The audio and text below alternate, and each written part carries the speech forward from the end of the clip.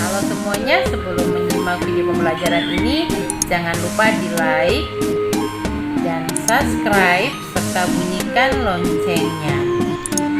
Assalamualaikum warahmatullahi wabarakatuh.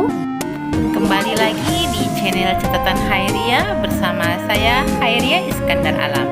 Baik anak-anak semua, kali ini Ibu akan menjelaskan materi tentang induksi magnet dan gaya Lorentz. Kita mulai dengan yang pertama, yaitu induksi magnet.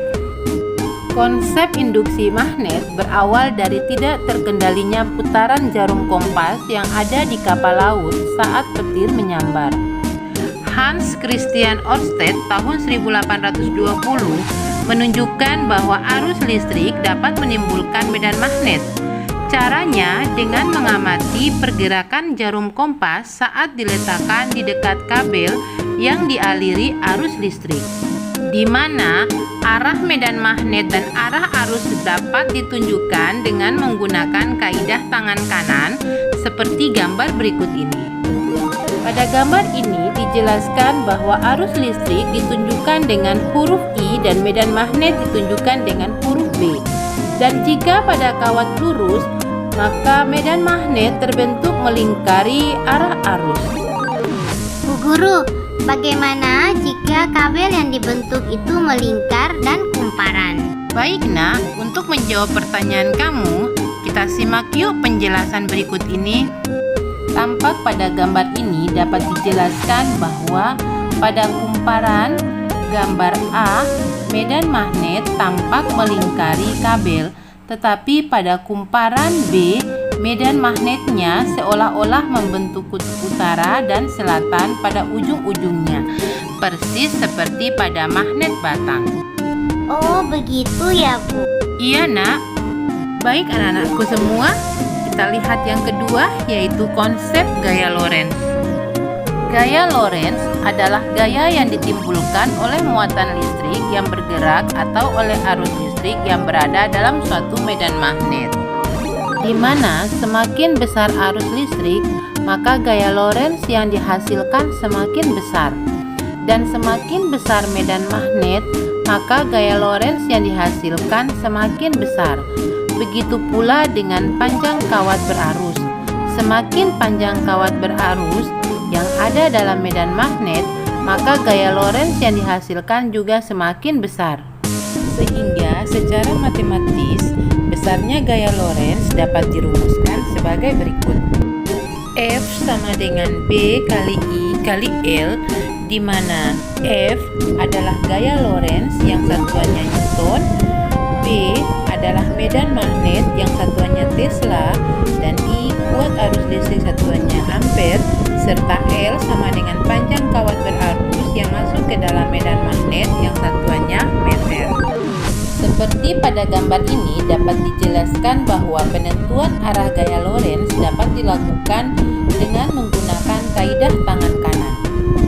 Kita lihat contoh soal berikut ini. Sebuah kawat tembaga sepanjang 10 meter dialiri arus listrik sebesar 5 mA. Jika kawat tembaga tersebut tegak lurus berada dalam medan magnet sebesar 8 Tesla, hitunglah gaya Lorentz yang timbul. Kita lihat bagaimana cara penyelesaian dari contoh soal ini. Diketahui L sama dengan 10 meter, I sama dengan 5 mA, B sama dengan 8 Tesla. Sekarang ditanya adalah F.